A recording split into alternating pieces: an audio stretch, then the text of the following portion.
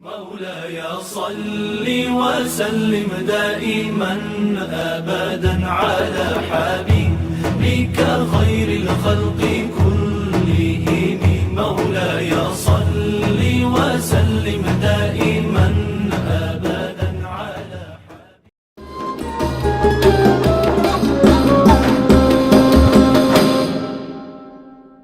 حبيبك وبارك على محمد وعلى آله وصحبه أجمعين. أما بعد. Bismillahirrahmanirrahim. Rabbi shrah li sadri wa yassir li amri wahlul 'uqdatam min lisani yafqahu qawli. Amin ya rabbal alamin. Assalamualaikum warahmatullahi wabarakatuh.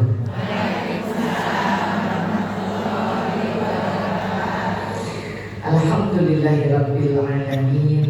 Alhamdulillahillazi bi ni'matihi tatimmus shalihat. Segala puji bagi Allah, Tuhan yang Maha memiliki segala-galanya. Segala puji bagi Allah yang dengan nikmatnya maka Allah sempurnakan seluruh kebaikan ini bagi kita. Sungguh berlipat-lipat rasa syukur hari ini masih bisa dikumpulkan dengan para muslimah-muslimah di Wonogiri yang insya Allah dipilih Allah untuk duduk di rumahnya Allah, di majelis ilmu yang Allah kirimkan para malaikatnya untuk mengaminkan doa-doa dengan satu catatan sesuai yang disampaikan dalam Islam. Nabi Shallallahu Alaihi Wasallam menyebut dalam hadisnya, innamal a'malu binniyah. Seluruh amalan kita ini tergantung kepada niatnya. Maka dalam hidup ini mesti senantiasa meluruskan niat kita. Datang ke majelis ilmu ini seluruh kita niatnya ingin menggapai ridhonya Allah. Sebab Nabi Shallallahu Alaihi Wasallam menyampaikan di dalam hadisnya, barang siapa keluar dari rumahnya ia berniat menuntut ilmu karena Allah, maka sungguh Allah yang mudahkan perjalanannya ke surga. Amin ya rabbal alamin. Tapi tentu kembali lagi bagaimana kita meniatkan kehidupan di dunia ini. Apakah mengejar-ngejar dunia dan melupakan akhirat, ataukah kita bergiat di dunia untuk menyiapkan akhirat? Itu beda. Karena sebetulnya keduanya sama-sama sibuk, ya. Urus dunia ini kan sibuk. Yang membedakan adalah niatnya dan tujuannya. Apakah niatnya karena Allah Subhanahu wa ta'ala, niatnya ingin menggapai ridhonya Allah, dan betulkah tujuannya ingin selamat di akhirat, yakni masuk surga. Yang tidak selamat di akhirat masuk di kemana? Neraka. Na'udzubillah summa na'udzubillah min dzalik. Jangan sampai kita sekedar melafazkan saja, tapi hati kita tidak ada rasa takut kepada neraka. Jangan sampai kita sudah diizinkan Allah datang ke majelis-majelis ilmu, lama-kelamaan duduk di majelis ilmu rasanya cuma sekedar berangkat dari rumah, duduk dengan pulang. Sehingga ketika mengucapkan apa tujuannya hidup ini, masuk surga, ingin selamat, begitu ya, di hari akhirat. Apa yang tidak selamat masuk mana? Neraka. Tapi semua tidak diliputi oleh rasa. Karena mestinya menyebut masuk neraka, astagfirullahaladzim, itu saja ingin menangis kita. Takut kita ya Allah. Tidak kuat kita dengan neraka. Padahal neraka itu nyata. Ada. Allah siapkan bagi hamba-hambanya yang tidak ingin masuk surga. Maka di dunia ini tujuan kita mesti ingin masuk surganya Allah Ta'ala. Ingin itu mesti benar-benar dirasakan, Bunda. Karena kalau tidak, dunia ini menyibukkan. Setiap hari mesti bangun pagi, sudah harus siapkan keperluan anak dan suami, belum lagi membereskan rumah, belum lagi harus pikirkan sayur, pikirkan cucian, pikirkan macam-macam, ngatur penghasilan atau nafkah dari suami, dan seterusnya. Rasanya sudah muak gitu. Kalau saya dulu bilangnya pusing gitu ya. Nah kalau hati, baru kita masuk kepada hati. Tadi kita menyebut surga, hatinya harus betul-betul ingin masuk surga. Ketika menyebut takut neraka, coba kita tanya masing-masing diri kita, benar tak ketika nyebut takut neraka, ada tak derdem itu? Takut memang. Ini suatu pertanda.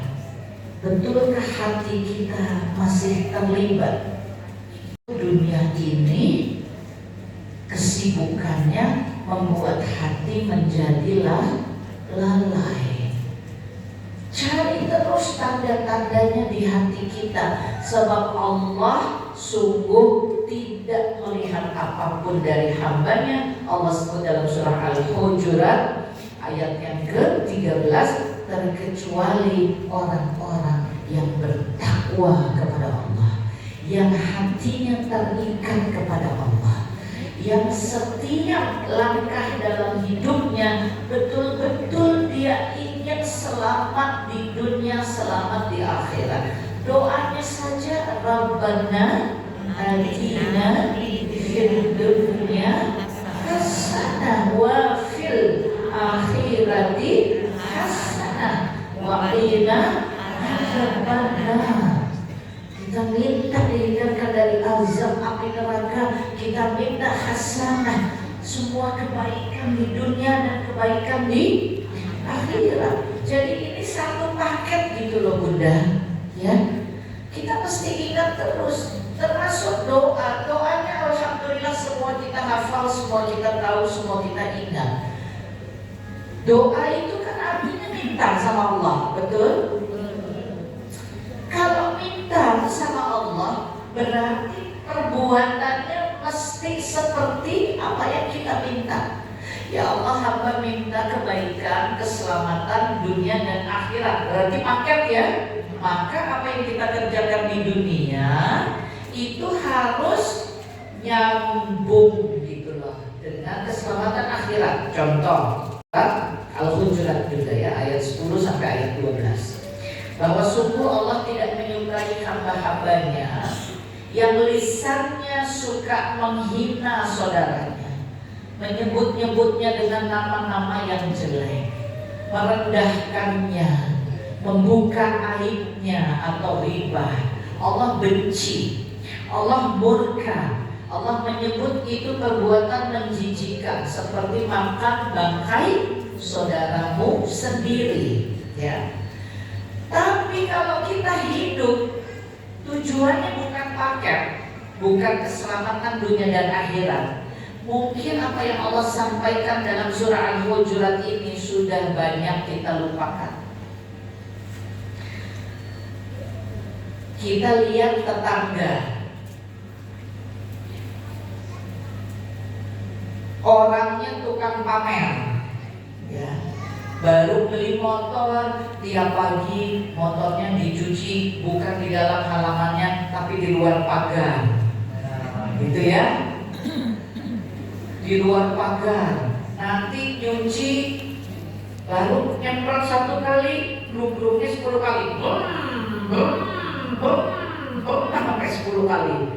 Kok sudah berisik gitu ya. Mana setiap kita nengok ini ya kelihatan orang bukan di dalam rumahnya kok, beristighfarnya di luar pagar, jadi semua tetangga bisa lihat.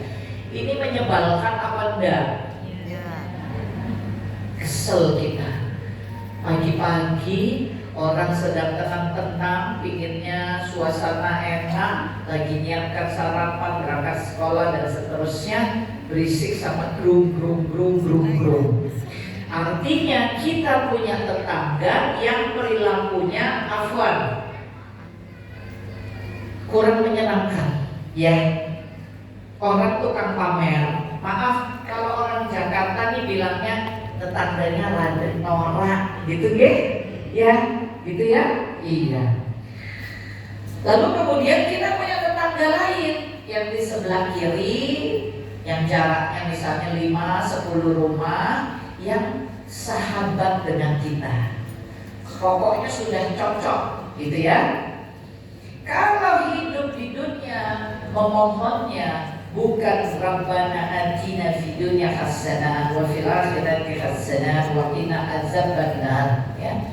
Kalau memohon kepada Allahnya bukan paketan selamat dunia dan selamat akhirat, ya tidak apa-apa, silahkan saja tetangga yang tadi menyebalkan itu dicerita-ceritakan ke tetangga yang sahabat kita. Tapi kalau kita ingat bahwa kita ingin hidup selamat di dunia wal akhirah, pertanyaan saya, selamat gak di akhirat? Kalau di dunia, lisan kita ini kita biarkan terbiasa membicarakan aib atau keburukan atau kejelekan dari orang lain, kita omongkan kepada yang lain. Itu namanya apa? Riba. Riba dosa besar bukan? Apa ancamannya? Maka perbuatan dunia kita akan membuat selamat apa tidak di akhirat kalau kayak gitu? Enggak, padahal paketan doanya mintanya fid dunya hasanah wa fil akhirati hasanah.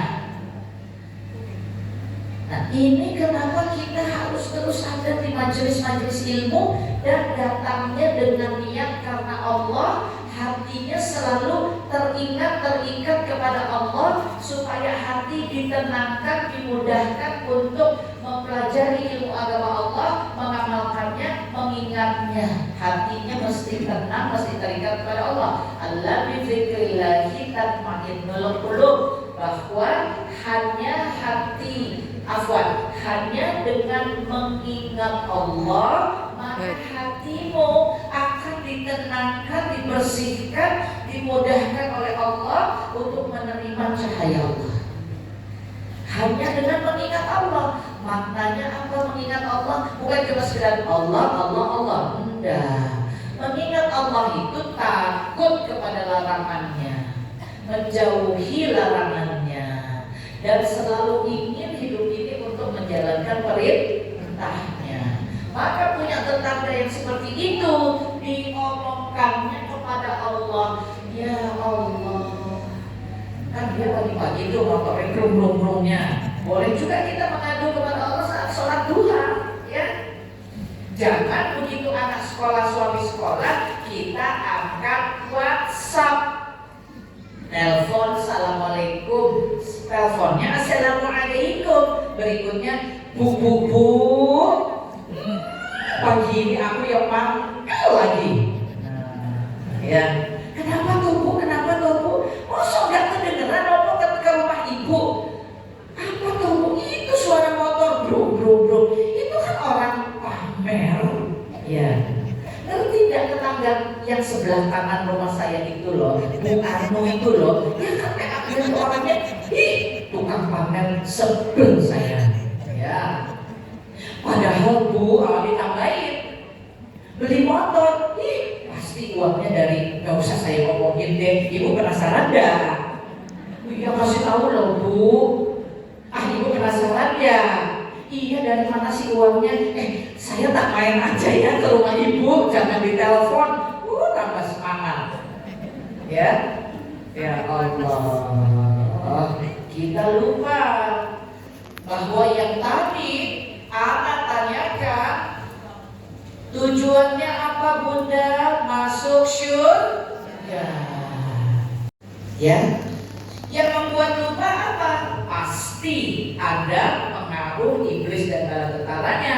Yang kedua, hawa nafsu. Maka Nabi SAW sampaikan, di antara jihad yang terberat melawan hawa nafsu. Itu kan hawa nafsu kita kesal gitu. Aku ini mesti bagaimana ya Allah? Ya mesti boyongan pindah kalau nggak mau tetangganya itu. Ya jangan saya tolong teh yang pindah, dia kan disuruh pindah, dianya nggak mau. Ya, jadi bagaimana? Ini namanya ujian dari Allah. Semua peristiwa yang terjadi dalam hidup kita itu ketetapan dan ketentuan dari siapa? Allah. Kita sebutnya apa? Takdir. Ya. Sekarang kita lihat dulu surah At-Taghabun, ya. Ayat yang ke-11. Bismillahirrahmanirrahim.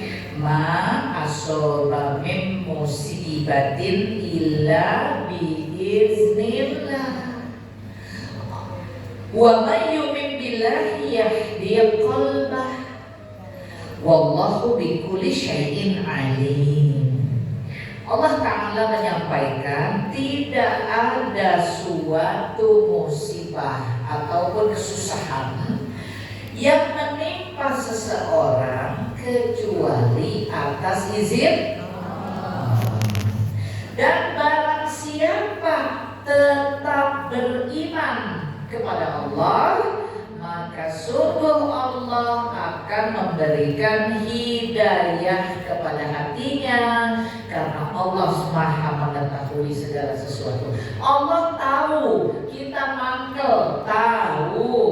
Allah tahu kita rasanya ribut gara-gara suara motor yang pamer itu. Allah Maha mengetahui. Allah tahu kita udah pegel melihat tetangga yang kerjaannya pamer terus. Allah Maha tahu. Tapi Allah memuji kita dengan musibah punya tetangga seperti itu, karena Allah mau melihat apakah engkau masih mengingat diriku, apakah engkau masih menjaga hati dan beriman kepadaku, sehingga cara kita menghadapi ujian itu dengan iman. Kalau tadi mulut kita, lisan kita maunya curhat terus kepada tetangga yang lain, membicarakan keburukan, kejelekan tetangga yang kanan diomongkan ke yang kiri, gitu ya. Kira-kira itu perilaku hamba Allah yang beriman apa enggak? Tidak. Nah, maka jauh dari hidayah, jauh dari petunjuk Allah. Karena ayatnya jelas, tidak ada sesuatu musibah atau kesusahan pun yang terjadi pada diri seseorang melainkan atas izin Allah. Barang siapa menghadapinya dengan iman, maka sungguh Allah yang masukkan terus hidayah kepada hatinya. Sungguh Allah Maha mengetahui apa yang kita rasakan, apa yang kita sedihkan, apa yang bikin kita kesal, apa yang bikin kita kecewa. Allah Maha tahu. Semuanya pun terjadi atas izin Allah. Kita punya adik, punya kakak, aduh saya sudah nabung lama-lama, katanya mau pinjam uang cuma sebentar, katanya cuma buat ngalangi, minggu depan balik. Lah ini udah minggu depan, bulan depan, minggu depan, bulan depan, minggu depan, bulan depan, gak balik-balik. Kenapa adikku atau kakakku kok begini amat? Kecewa boleh enggak? Boleh. Kesal boleh enggak? Boleh. Mangkal boleh enggak? Boleh. Wah, namanya kita punya perasaan, begitu ya. Tapi persoalannya perbuatannya bagaimana? Itu yang menunjukkan apakah kita hamba-hamba yang beriman dan bertakwa kepada Allah, atau dalam ujian Allah, dalam takdir Allah kita jadi lupa bahwa sesungguhnya Allah lah yang memuji kita dengan segala peristiwa apapun. Itu ibaratnya begini, anak kita atau kita dulu waktu sekolah itu kan ada ujian, betul Bunda? Yang ngasih ujian atau ulangan lah, atau PR lah. Kan PR itu juga bentuk kecil dari ujian toh, karena dikasih PR, dikasih tugas. Ulangan juga bentuk kecil dari ujian. Nanti ada ujian naik-naikan, nanti ada ujian semesteran, ada ujian naik-naikan, ada ujian akhir atau ujian nasional gitu ya. Ulangan atau PR atau ujian semester atau apapun yang memberikan soal siapa? Sekolah kan, guru kan yang membuat rangkaian soal, begitu ya. Kita kerjakan soal ujian sambil marah-marahin guru yang ngasih soalnya. Kira-kira masuk di akal apa enggak? Kan kita yang sekolah, yang mau sekolah siapa? Kita, ya. Ingin sekolah, ingin belajar, ingin mengerti, ingin memahami. Lalu kita hari demi hari datang ke sekolah, hari demi hari belajar. Ya, maka diuji, namanya ujian. Waktu diberi ujian, apa kita demo, protes sama guru? Saya tidak terima, saya dikasih ujian, apa gitu? Enggak. Allah turunkan Al-Quran. Allah menyebut dalam surah Al-Baqarah 185 sampai 186. Al-Quran itu hudal linnas wa bayyinatin minal huda wal furqan. Bahwa Quran ini adalah petunjuk bagi seluruh manusia, isinya penjelasan-penjelasan mesti dipelajari dan juga menjadi pembatas, jadi pembeda antara yang hak dan yang batil, yang halal dan yang haram. Ini semuanya mesti dipelajari. Maka ayat pertama dalam Quran itu Iqra. Betul? Kita diperintahkan baca untuk mempelajari, gitu ya. Di hidup kita ini Bunda, seluruhnya hidup kita ini hanya untuk mempelajari dan mempelajari dan mempelajari Al-Quran. Karena Al-Quran itu isinya perintah dan larangan Allah, sehingga kita hidup ini sebagai hamba Allah yang menjalankan perintah dan larangannya Allah kita jauhi. Itu namanya takwa. Memulai ketakwaan itu dengan iman. Asyhadu an la ilaha illallah wa asyhadu anna Muhammadan abduhu wa rasuluh. Itu iman, tauhid, yakin tidak ada Tuhan selain Allah, betul? Dan Nabi Muhammad adalah utusan Allah, yakin, betul? Tauhid itu iman. Dengan iman itu kita jalankan ketakwaan. Lah, bagaimana kita bisa mematuhi perintahnya dan menjauhi larangannya kalau tidak ngerti perintahnya apa, larangannya apa? Maka mesti mempelajari. Kalau sudah mempelajari, sudah belajar, ada ujian apa enggak? Iya, dikasih ujiannya sama Allah. Nah, dalam Quran tadi Allah telah sampaikan bahwa sesungguhnya ma'asoba min musibatin illa biiznillah. Bahwa semua ujian itu, musibah itu, kesusahan, semua datangnya atas izin Allah. Maka Allah perintahkan kepada kita, wa may yu'min billahi yahdi qalbah. Jaga hati manusia. Hadapi semua itu dengan imanmu, gitu. Dengan imanmu maka sungguh Allah akan masukkan petunjuk kepada hati. Karena ini pelajarannya dari Allah, maka diuji apa enggak? Diuji. Allah sebut, Allah bilang bahwa sesungguhnya semua musibah, setiap kesusahan, setiap kesedihan itu semua datangnya dari Allah. Maka hadapilah dengan iman, sehingga Allah akan masukkan petunjuk atau hidayah kepada hatimu. Ini pelajarannya. Maka datanglah ujiannya. Ujiannya adalah musibah. Hadapi dengan cara sebagaimana Allah perintahkan. Lulus gak ujiannya? Insya Allah lulus. Itu sederhananya ya. Itulah hidup kita. Ada ujian anak saya teh, ya Allah teh, susahnya disuruh sholat.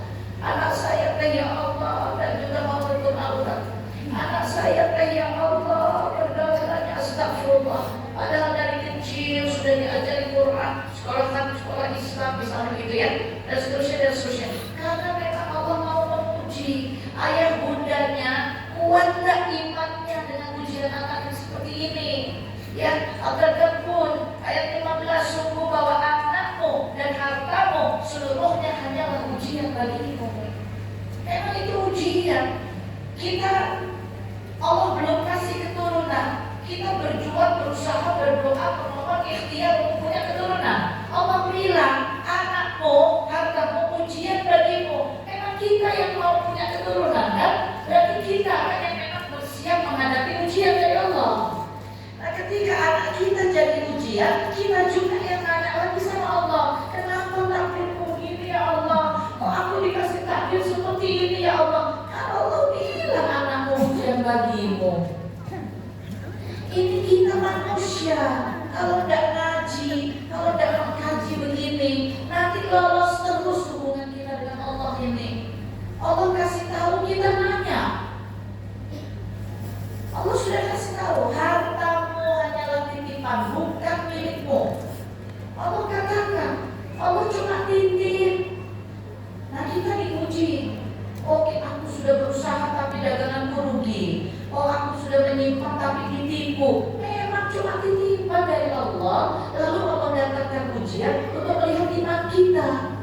Ya, yang mau dilihat tuh iman kita. Dalam kondisi susah, dalam kondisi senang, iman kita bagaimana kepada Allah, itu ujiannya. Kalau soal langkah-langkah yang diambil, misal kakakku tidak juga mengembalikan uangnya, itu kan hutang, itu kan hakku. Maka Islam juga mengatur bab hutang, betul. Oleh karenanya kita ketika menghadapi persoalan apapun dalam kehidupan ini, menghadapi takdir-takdir Allah yang manapun, kalau kita bingung, kalau kita merasa bahwa emosi sudah mulai menguasai diri ini, cari gurunya. Itu kenapa dalam Islam ini setiap kita mesti ada gurunya. Kita mesti cari gurunya, kita mesti tanya pandangan dan panduan syariatnya. Barangkali kita belum paham, barangkali ketika kita mengaji belum sampai ke bab yang itu, gitu. Tapi ujiannya sudah sampai di situ.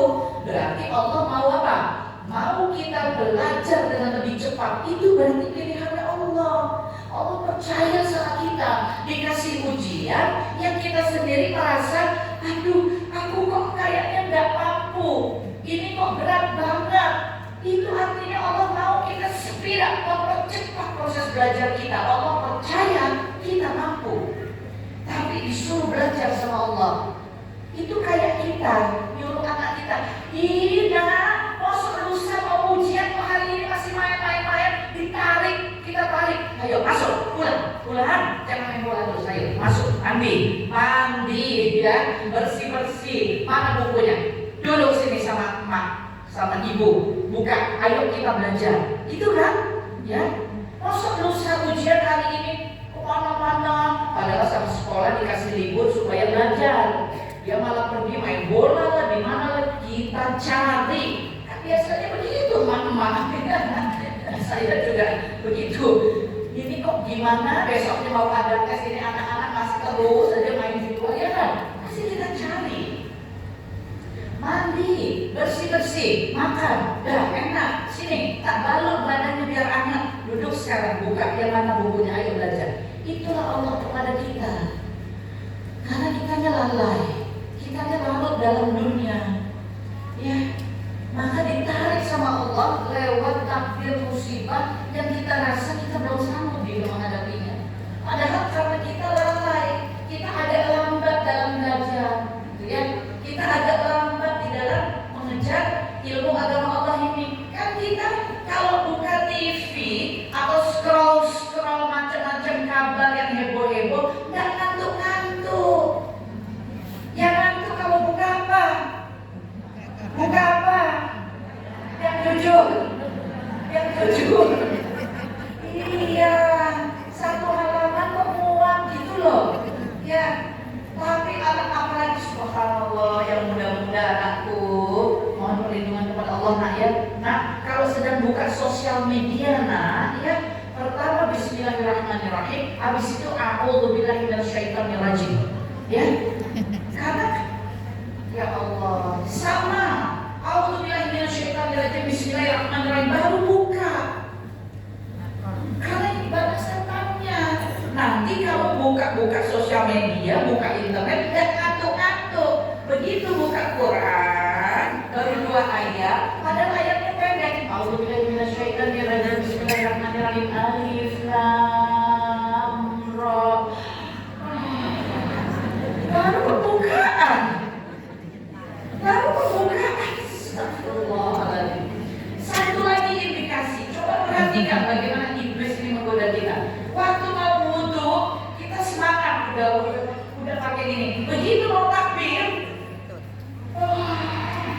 perhatikan. Coba perhatikan. Enggak jalan. Kenapa kok jadi muak pas sudah mulai mau takbir? Ya. Ya Allah, inilah dunia tempatnya ujian. Jadi memang dunia ini lelah, Bunda. Kita jangan tanya kenapa lelah, jangan. Memang tempatnya lelah, karena kan perang terus. Apa iblis dengan bala tentaranya ada tanggal merah enggak? Ada apa enggak? Enggak ada kan? Ramadan itu dikerangkan, bukan enggak ada. Dia itu ini bahasanya itu hadisnya. Jadi dia itu gini, suka nggak? Astagfirullah. Kalau dulu ya, gambar kartun-kartun tuh gini.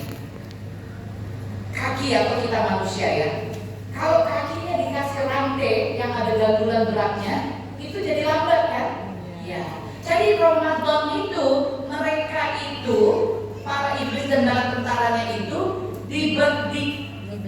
dibelenggu ya, bukan dikurung habis, tapi dibelenggu. Belenggu itu membuat mereka sulit di dalam menggoda manusia.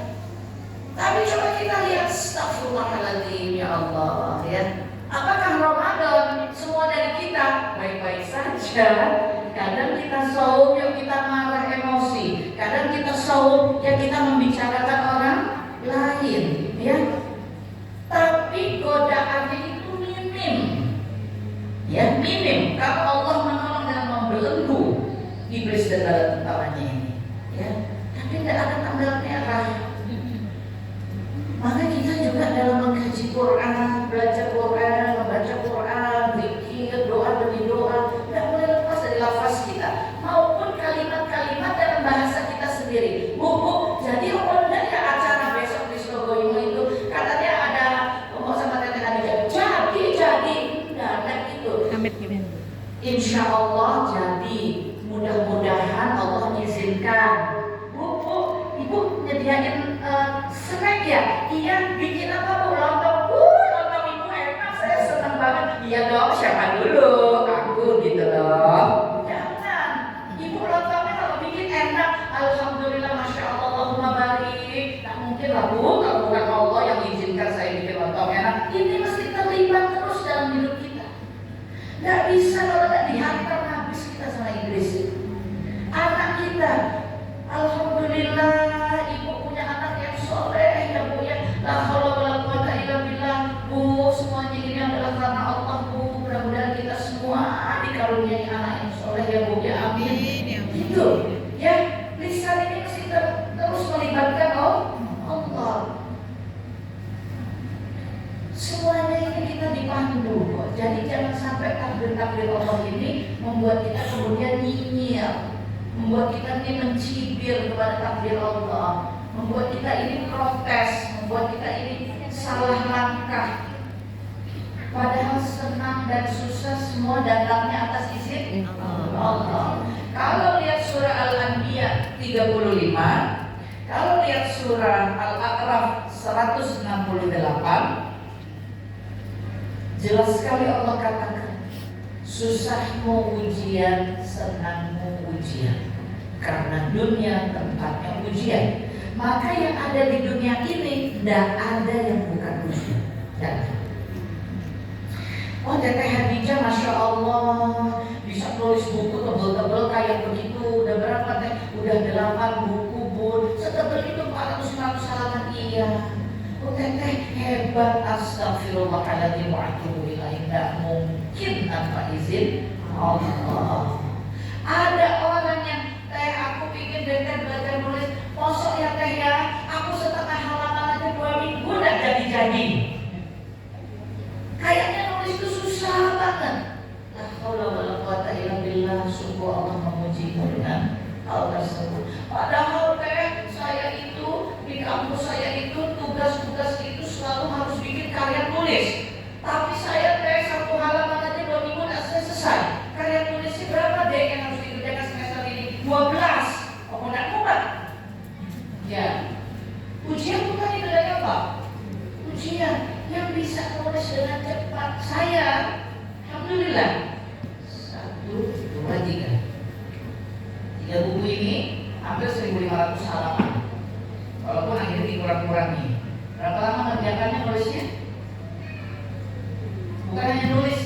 Dari mulai bikin bukunya, nulisnya, konsepnya,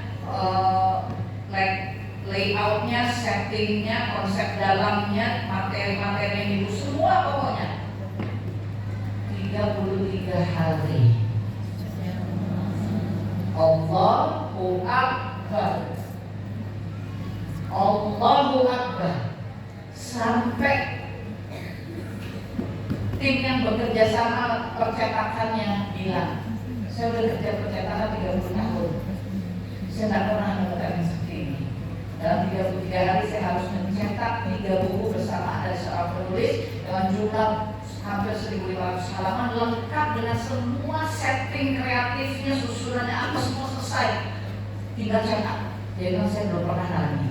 Allahu Akbar, Allah Maha Besar. Ujian kan itu buat saya?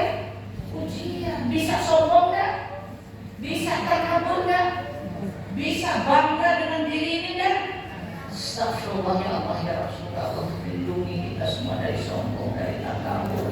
Allah lindungi kita dari berbangga-bangga pada diri ini, pada harta, pada kemampuan, pada ilmu. Ya Allah, semoga Engkau selamatkan kami ya Allah dari hati yang lalai kepadamu ya Allah. Sedikit saja lalai kami akan terpleset, istirahat masuk ke jahanam. Itulah kenapa di penghujung hari akhir nanti kita harus melintas sirat. Itu menggambarkan hati kita di dunia. Kalau di dunia kita biarkan hati ini terpleset terus terpleset kita di sirat. Ya Allah, itu sebabnya ada zikrullah, itu sebabnya salat 5 waktu, itu sebabnya salat sunnah, itu sebabnya saum, itu sebabnya ada qiyamul lail, itu sebabnya Allah turunkan Quran supaya kita tidak terpleset, supaya terus ada pengingat bahwa perjalanan ini kita ini menuju jannahnya Allah Ta'ala. Kalau terpleset, Allah sediakan taubat. Allah sediakan taubat. Wa khairu khata'un inal tawabun. Semua anak cucu Adam ini pendosa, dan sebaik-baik pendosa adalah yang selalu bertaubat lagi kepada Allah. Kalau begitu namanya teh tobat kumat. La taqnatu min rahmatillah, kata Allah. Surah Az-Zumar 63. Engkau jangan putus asa kepada rahmat Allah. Ya, kalau betul itu terpleset, taubat, Allah bersihkan bumi dosa kita. Jangan sengaja, jangan kering. Halo, mau tak ceritakan dah. Itu loh, tetangga yang itu loh. Itu namanya sengaja. Tapi kalau ini hati udah mangkal, tetangga kelakuannya begitu, saudara keluarga tak, lalu ini tangan udah gemes pengen cerita, tapi kita mengatakan auzubillahi minasyaitonirrajim sampai nangis. Ya Allah, aku sudah kuat ya Allah. Duduk di sajadah adunya sama Allah. Maka Allah katakan dalam surah Al-Kahf 2, 3 dan 4, sungguh aku yang akan datangkan pertolongan bagimu dari sumber yang engkau tidak pernah duga. Tetangga kita itu alhamdulillah suaminya naik jabatan, ya, untuk memimpin kantor baru. Di mana? Di Merauke. Tidak di sana kan? Iya, alhamdulillah. Semuanya baik. Yang ini senang naik jabatan. Kita juga alhamdulillah pindah. Iya, gitu ya. Jadi Allah datangkan bantuan dengan cara yang baik. Dia hidupnya meningkat. Kita alhamdulillah. Tetangga sebelah kanan udah pindah Bu, kemana? Merauke. Jauh bedanya ya. Kalau ada sekalian pindah kemana? Ke New Zealand justru saya. Itu kan pulau paling ujung selatan di dunia, ya. Negara paling ujung selatan di dunia. Alhamdulillah. Jangan mencibir takdir Allah, ya. Susah senang semua datangnya dari Allah. Kayaknya nih kalau diteruskan nggak selesai. Kayak dulu ngomongnya panjang. Alhamdulillah sekarang isinya diganti sama Allah. Cuma nyampaikan saja apa yang telah Allah perintahkan, Allah larang, dan apa yang dicontohkan Nabi Shallallahu Alaihi Wasallam. Kita ittiba Rasulullah SAW, mengikut persis kepada Nabi Shallallahu Alaihi Wasallam. Jangan lupa bahwa Nabi Shallallahu Alaihi Wasallam telah menyampaikan di hari akhir nanti hanya ada satu golongan umatku yang selamat sampai masuk surga Allah Ta'ala. Yang manakah mereka itu ya Rasulullah? Sahabat bertanya. Itulah mereka yang tidak pernah bertemu denganku, jauh masanya denganku, tapi mereka berjuang mengikutiku seperti kalian yang hidup bersama para sahabat di masa ini. Insya Allah kita seluruhnya dan anak keturunan kita Allah jadikan hamba-hamba yang selamat sampai ada di barisan Nabi Sallallahu Alaihi Wasallam memasuki surganya Allah. Amin. Baik, anak cukupkan dulu karena panitia sampaikan ada sesi untuk bisa sharing, tanya jawab, begitu ya. Masih ada 15 menit waktu yang tersisa, maka bisa dibantu oleh MC Bunda siapa atau mic-nya saja. Silakan yang mau tanya tunjuk tangan, langsung mic-nya diberikan. Oh, beliau nomor 1 langsung tunjuk tangan. Belum boleh, beliau dulu, saya dulu mic. Gini, kalau boleh sesi ini langsung 2 penanya. Anak catat, nanti langsung dijawab sekaligus supaya menghemat waktu. Sebentar. Ada satu lagi? Sebelah mana mungkin? Ada di belakang ya. Habis ini langsung dioper ke sana nih. Ya, 2 dulu. Nanti waktu masih ada bisa ditambah ya. 2 dulu silakan. Saya mencatat ya.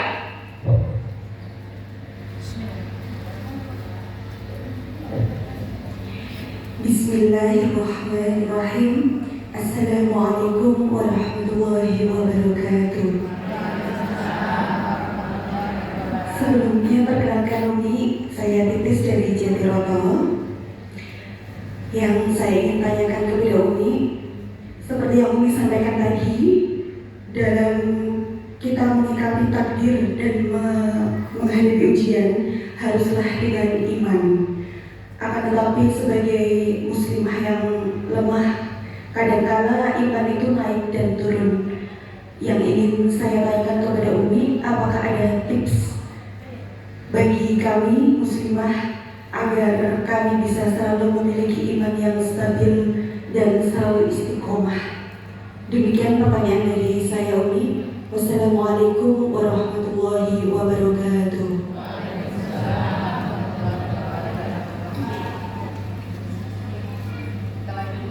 Ya, selanjutnya untuk tadi yang mau bertanya Ibu, monggo.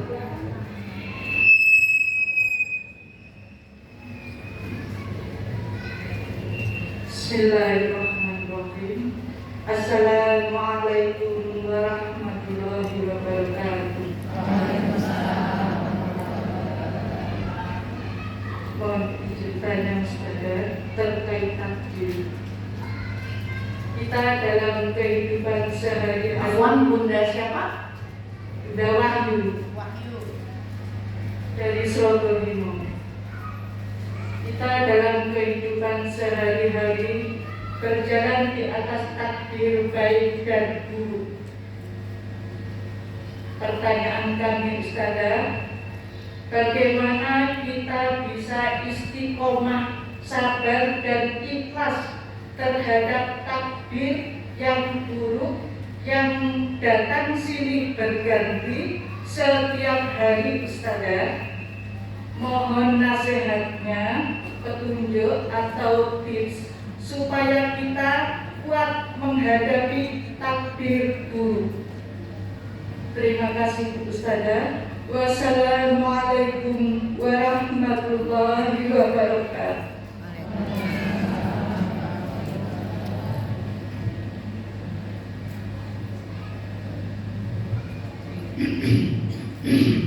Bismillahirrahmanirrahim. Untuk Bunda Titis dari Jatiroto dan Bunda Wahyu dari Stobohimo, insya Allah anak coba jawab sekaligus ya 2 pertanyaan ini. Ada kemiripan ya. Ini tentang bagaimana menyikapi takdir dan ujian yang silih berganti ini dengan iman dan takwa kepada Allah. Bagaimana agar senantiasa bisa sabar dan ikhlas. Padahal ujian itu datangnya silih berganti setiap hari, tak terputus, tak bisa ditolak, tak bisa dihentikan kecuali kita mati. Sudah siap? Loh, katanya takdirnya berat, silih berganti, tak bisa dihentikan, cuma bisa dihentikan dengan mati. Sudah siap? Loh, bagaimana ini? Bingung jadinya jawabnya. Ya. Nggak ada cara lain. seperti gini loh. Saya lapar, ingin makan. Mesti ada apa enggak makanannya? Iya. Kalau makanannya mau ada, mesti masak apa enggak? Iya. Begitu toh? Nah, jadi kalau lapar ingin sayur asem, kalau lapar ingin selat Solo, ya. Kalau lapar ingin nasi pecel, berarti mesti beli sayur-sayur. Mesti beli kacangnya diulek, dikasih bumbu, ya. Sampai jadi, kan uleknya juga nggak bisa kacang-kacang, masih kasar, nggak dikasih apa-apa gimana, ya kan? Ulek yang halus, tambah bumbu, kasih air, sampai dia betul-betul menjadi pecel. Masih mau ada pendampingnya, ada gorengannya, misalnya gitu, ya? Kan seperti itu ya. Artinya memang Allah jadikan dunia untuk kita berusaha. Sudah begitu sistemnya, ya. Saya ingin minum, berarti harus ada air. Enggak, saya enggak minta minum ini, saya saum ya. Saya ingin minum, mesti ada air. Oh, ada yang bawakan. Tadi silakan ini airnya. Apa dilihatkan? Saya ingin minum, terus airnya langsung ke sini. Enggak toh? Allah ciptakan kita dan dunia karena begitu, ya. Maka ketika beliau bertanya, Mufti Tipis ini menanyakan, iman kan bisa naik dan turun. Bagaimana caranya agar kita istiqomah berada dalam keadaan iman yang stabil? Nomor satu, fahami dulu bahwa wahai muslimah, diriku dan dirimu Allah ciptakan untuk berjuang. Opo masak bukan berjuang. Panas apa enggak apinya? Kecipratan minyak apa enggak? Ngirisnya mesti hati-hati apa enggak? Muleknya pegel apa enggak? Bikin rendang semisal masakan dari Sumatera Barat, tapi kita ingin oven dan 5 jam. Ya, kalau anak-anak suami lagi kangen pengen masak Indonesia, pengen rendang 5 jam, buka sendiri. Ya, iya, dari mulai potong dagingnya, ya kan, rebusnya, ngaduknya, sampai belum lagi yang satu anak, aku maunya rendangnya yang kering. Oh enggak, bapaknya maunya yang rada basah, ya, bisa. Yang ini ngaduk rada basah, yang ini ngaduk sampai kering, ya kan? Capek apa capek? Ya, itu dunia. Itu dunia. Dunia itu tempatnya usaha. Tempatnya kita berlelah-lelah, ya. Ini ada yang masang layar, ada yang nyetak ini, ada yang bersihkan tempatnya. Semuanya itu namanya bekerja apa enggak? Bekerja dan bergerak. Ada capeknya enggak? Ada. Mikir biayanya. Saya terbang dari ujung selatan dunia ini menuju Indonesia, turun naik pesawat, berhenti, nunggu lagi 5 jam, naik lagi, turun lagi, terus sampai udah nyampe Jakarta, terbang lagi, ya, atau naik kereta, turun lagi, dijemput lagi, jalan lagi, sampai nyampe di sini. Alhamdulillah. Capek apa capek? Itu dunia. Tempat kita berjuang. Maka nomor satu, ingatlah tentang iman yang naik turun. Kita yang harus berjuang menaikkan. Kita yang harus berjuang, ya. Emang kita, karena kita juga yang bisa merasakan kalau iman sedang turun, betul. Maka siapa yang harus berjuang? Ya kita. Aku bantu suami, ya, nambah penghasilan, nerima pesanan. Alhamdulillah, setiap bulan yang suka pesen kue itu bisa sampai 100 box, misalnya gitu ya. Kita bisa bikin kue bolu. Kok bulan ini lagi turun ya? Biasa 100 box, kok bulan ini cuma 50 ya? Ada apa ya? Pikir dong. Iya. Berusaha mengevaluasi. Opo boxku kurang menarik. Opo ada yang lain bikin kue boxnya menarik. Opo yang lain bikin kue promosi pakai sosial media, aku belum punya. Atau apakah kemarin aku bikin terlalu manis kah? Kurang campuran warna kuenya kah? Apa pokoknya mikir kan? Habis itu berusaha ya supaya pesanannya bisa naik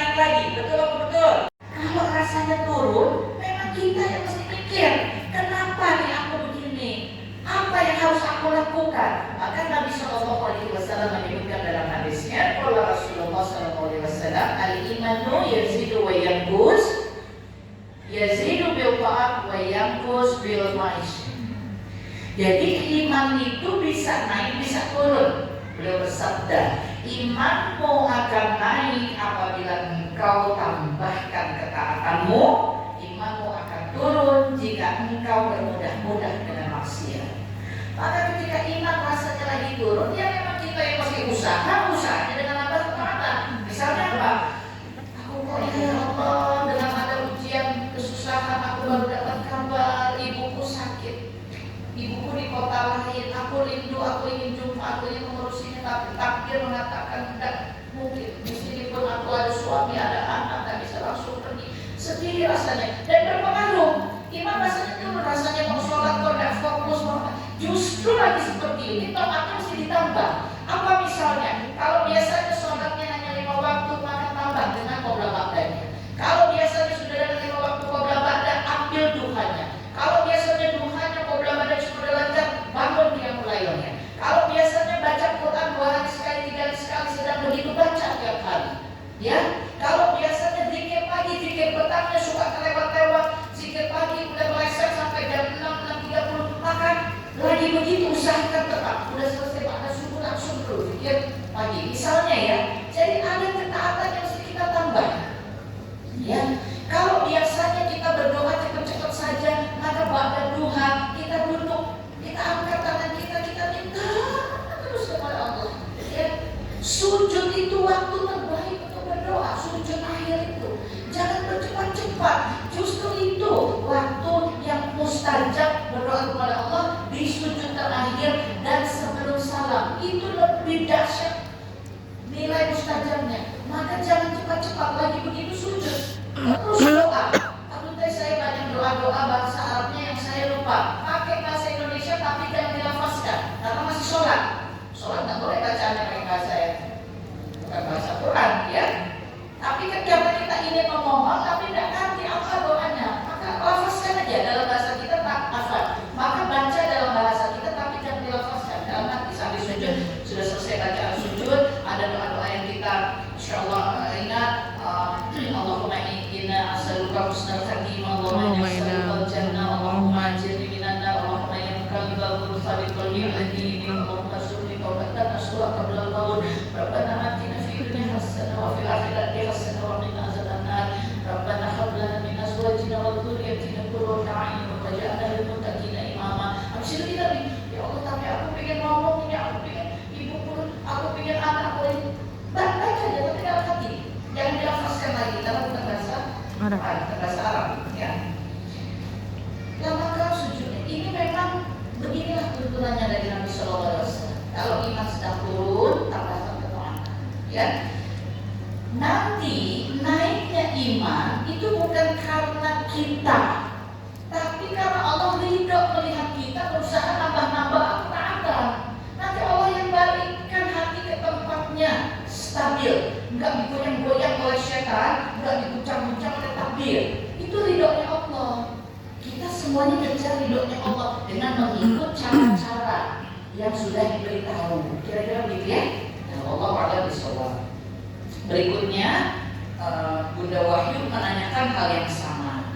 Beliau menanyakan bagaimana supaya lebih spesifik, bisa sabar, bisa ikhlas. Bun, ikhlas ini tidak tercapai kalau sabarnya tidak juga dilatihkan. Ya, kan begini. Hari pertama menikah, masaknya nasi telur dadar tempe goreng. 10 tahun telah menikah, rendang, ayo, nasi kebuli, sikat, tak masak, mau bikin apa lagi? Dengan kuenya, dengan gorengannya, sambelnya, pecelnya, gado-gadonya, mau tengkleng, mau apa, ayo, mantap, kore, sudah. Udah 10 tahun tiap hari bucak di dapur, ya kan ya? Karena apa? Karena terus dilakukan. Yang tadinya masak berambang, merah, buah siung, buah, ininya apa namanya? Bawang putih. Bawang putih. Bawang putihnya ditata-tata dulu. Sekarang enggak. Caranya apa? Caranya pegang sendok kita coba. Kurang ini. Terus sudah ahli, sudah biasa, gitu ya.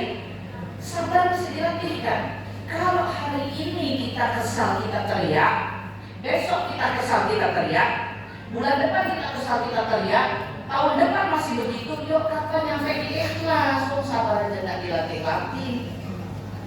Tapi kalau sabar disimpan terus di hati, nanti kan sakit. Ini kalau mantelnya, dendamnya, sakit hatinya, kecewanya, dan terimanya disimpan.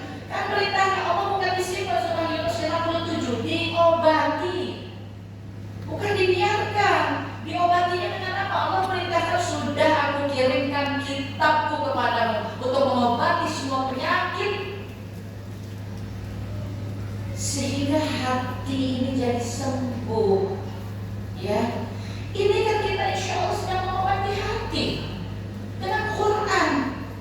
Memang kita semua termasuk yang bicara, oh kalau teteh mungkin enak ya, hidupnya tidak diuji dengan musibah. Ya Allah, tidak ada yang tidak diuji dengan musibah. Ya, tidak ada. Ya Allah, tidak ada. Ya. Nah, jadi harus dilatihkan. Nabi SAW sampaikan, kalau engkau merasa marah dalam keadaan berdiri, maka segera cari untuk duduk. Jika kau masih merasa marah, maka cari untuk berbaring. Sudah berbaring, tidak mau. Jika berbaring belum menyelesaikan rasa marahmu, maka duduklah dan kau sujud kepada Allah. Jika sholatmu, sujudmu, doamu kepada Allah tidak bisa mengobati hatimu, maka engkau yang rusak hati. Masa sholat kita tidak mengobati hati? Masa sujud kita kepada Allah tidak menenangkan? Kenapa hati kita?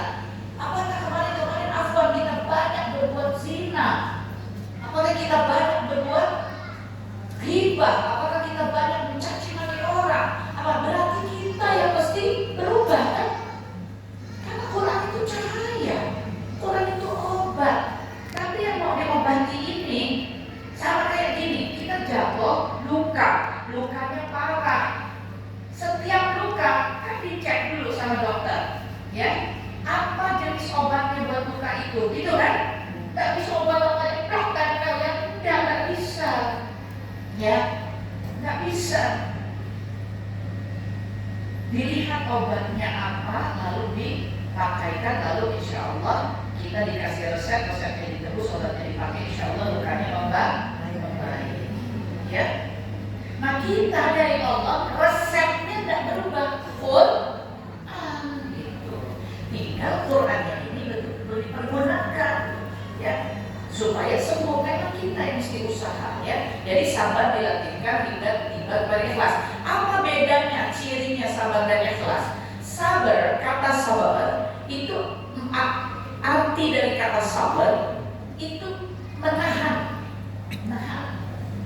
maka berat karena ditahan kan. Tapi kalau misalnya gini, inilah contohnya. Ini cuma sekedar contoh-contoh ya. Misalnya pertama kali kita ngangkat air galon, berat kok. Tapi kalau sebagai ibu rumah tangga, kondisi kita membuat memang tidak bisa dihindarkan, anak kita masih kecil, kemudian juga misalkan mungkin suami kita di jam-jam itu tidak ada di rumah, kita mesti ngangkat sendiri. Kalau sudah kebiasaan, itu tetap berat, beratnya pun tidak berubah, misalnya tetap 5 kilo, tapi lama-kelamaan terbiasa. Betul ya? Jadi yang tadinya nahan beban berat, akhirnya beban yang seberat itu kita menjadi lebih lapang mengangkatnya. Betul? Yang pertama, ketika ngangkat rasanya masih berat, kedua kali masih berat, ketiga kali masih berat, itulah sabar. Masih berat rasanya, tapi kita berusaha menahan rasa sakit, menahan marah, menahan lisan, menahan pikiran dari yang buruk-buruk karena Allah. Kita maunya Allah hidup sama kita. Kita ingin Allah lihat, ya Allah, lihatlah perjuanganku untuk sabar ini, ya Allah. Maka Allah janjikan surga bagi orang-orang yang sabar. Surah Al-Baqarah 20, 21, 20. Ya. Allah janjikan surga bagi orang-orang yang sabar. Ketika ngangkat galon sudah berulang-ulang, berat galonnya masih sama, tapi keempat, kelima, keenam dan seterusnya kita sudah lebih cepat, sudah lebih lapang rasanya, itu ikhlas. Ya, galonnya sama, beratnya sama, barangnya sama. Jadi kita tetap dipuji sama Allah. Pujiannya ya susah, pujiannya ya sedih, tapi menghadapinya dengan hati yang sudah lebih lapang. Itu ikhlas. Ya, untuk itu tempuhlah jalan sabar hingga Allah ridho memberikanmu ikhlas. Ujiannya tetap, kehilangannya ada, kesedihannya ada, tapi hati sudah ditenteramkan oleh Allah. Ini yang kita rindu. Ini yang namanya ya ayyuhan nafsul mutmainnah, ya. Ini jiwa-jiwa yang sudah tenang, maka kembali kepada Tuhannya dengan hati yang ridho. Itulah yang disebut husnul khotimah. Maka husnul khotimah dan bisa cuma minta, tapi ikhtiar dalam kehidupannya kita tidak lakukan. Padahal kematian tidak pernah tahu kapan dan di mana. Oleh karenanya kita terus berusaha jadi hamba Allah yang lebih baik dari waktu ke waktu, dari hari ke hari. Ini yang namanya hijrah. Maka hijrah itu proses terus dilakukan, lebih baik. Tidak bisa disebut, oh Teteh Khadijah sudah hijrah. Tidak, saya hijrah terus ini. Terus memperbaiki diri, memperbaiki iman, memperbaiki takwa, terus bertaubat. Oh ya Allah, kemarin saya bicara suaranya keras sama Syekh. Ya Allah, ampuni hamba ya Allah, minta maaf sama suami. Habis nih, Syekhnya agak keselit, bisa begitu ya. Tapi kan nggak bisa. Memang kita tidak boleh tarik suara tinggi kepada suami, tapi kita juga manusia kan. Kadang lepas bablas, maka jangan merasa ya pantas dong aku begini. Orang suamiku juga keselin kok. Nggak bisa gitu. Kita ikut saja aturannya Allah. Minta ampun sama Allah, bertaubat, minta maaf sama suami. Nah, itu aja. Suami pun harus menjadi suami yang beriman dan bertakwa kepada Allah. Dia mengerti bahwa dialah yang diwajibkan oleh Allah menafkahi, bersabar, mengayomi, memimpin, mendidik. Ya sudah, itu jatahnya dia. Memang dia mesti lebih banyak sabar menghadapi istri yang jenisnya adalah perempuan yang kalimatnya belasan ribu lebih banyak daripada dia. Gitu ya. Ini kan dua-duanya diperintahkan oleh Allah. Dua-duanya harus beriman dan bertakwa kepada Allah. Ini yang kita usahakan dalam hidup ini. Semoga Allah merahmati seluruh kaum muslimin. Semoga Allah menolong rumah tangga kaum muslimin. Semoga Allah menjadikan kita hamba-hamba yang selamat sampai di surga Allah Ta'ala. Semoga Allah menjadikan dunia kita betul-betul untuk wadah mengumpulkan bekal-bekal yang menyelamatkan di sakaratul maut, di alam barzah, di hari kiamat, di hari kebangkitan, di hari penghisaban, di hari penimbangan, sampai kita menikmati air dari telaga Nabi Muhammad SAW yang menghantarkan keselamatan bagi kita semuanya. Menyeberang sirat, insyaallah para wanita-wanita salihah ini Allah ridho boleh masuk dari pintu surga yang manapun, sebab engkau sudah berjuang habis-habisan dalam iman dan takwamu ketika engkau di dunia. Itulah yang disampaikan Nabi SAW yang kita perjuangkan dan kita mohonkan kepada Allah hingga nanti kita berkumpul lagi demikian di surga yang Allah Ta'ala, mendengarkan nikmatnya nasihat ilmu keindahan dari Nabi SAW. Amin amin ya rabbal alamin. Demikian pertemuan kita.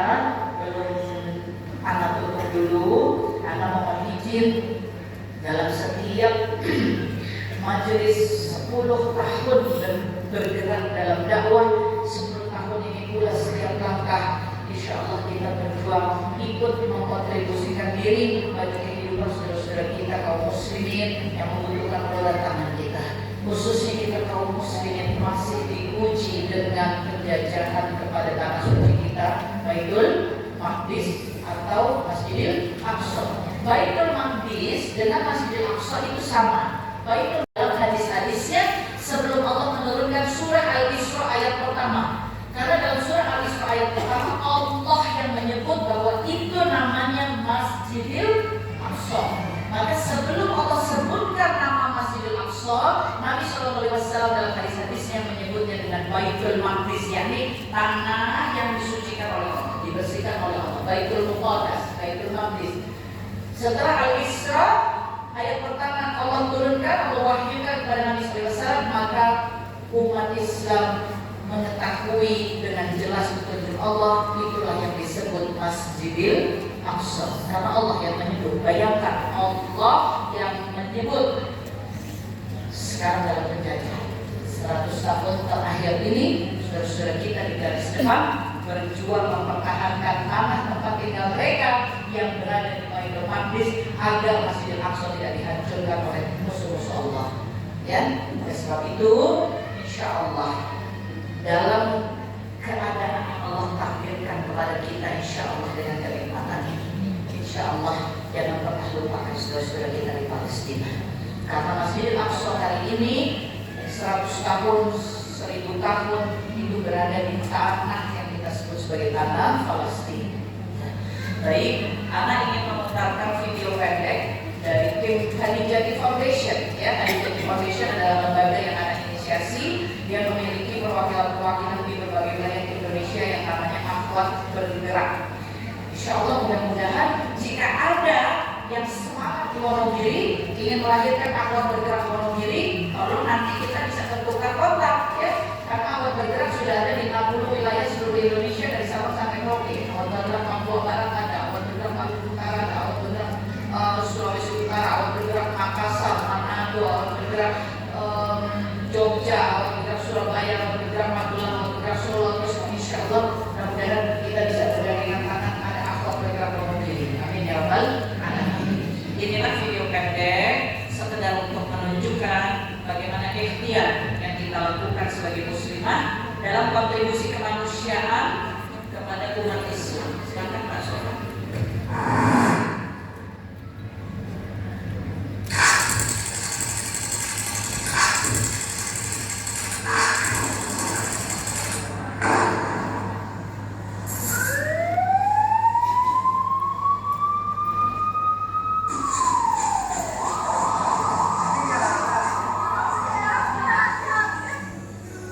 Inilah 11 tahun untuk Palestina.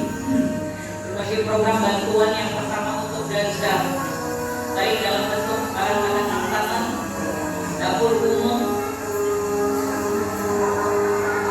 makanan siap sangat, kebutuhan anak-anak di tenda-tenda pengungsian, kebutuhan pakaian anak-anak, kebutuhan rumah tangga, membangun rumah-rumah, memberikan modal usaha, membantu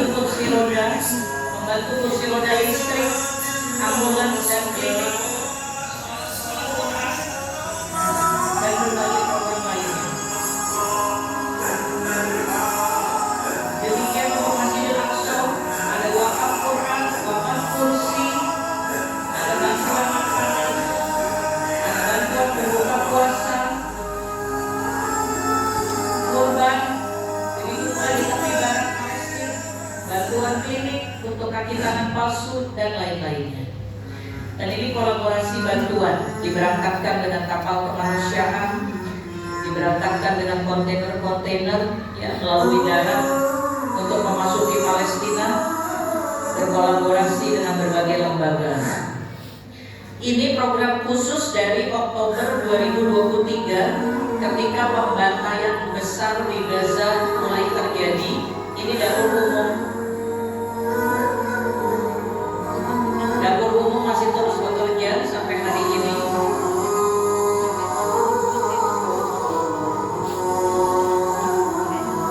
Dapur umum kami sudah dibom 4 kali, dan ini saudara-saudara kita sebagiannya sudah syahid. Yang paling awal syahid adalah Akhi Barat. Ini adalah beliau, Akhi Barat, beliau yang pertama kali syahid bersama 17 orang keluarganya. 11 tahun untuk Indonesia, program tanggap bencana dan lain-lain untuk Lebanon, untuk Yaman, berbagai bantuan untuk anak-anak di Yaman, di Suriah, di Afrika.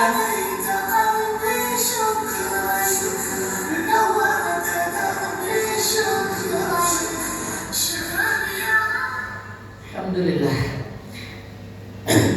Mungkin anak bukan pertama kali datang kemari.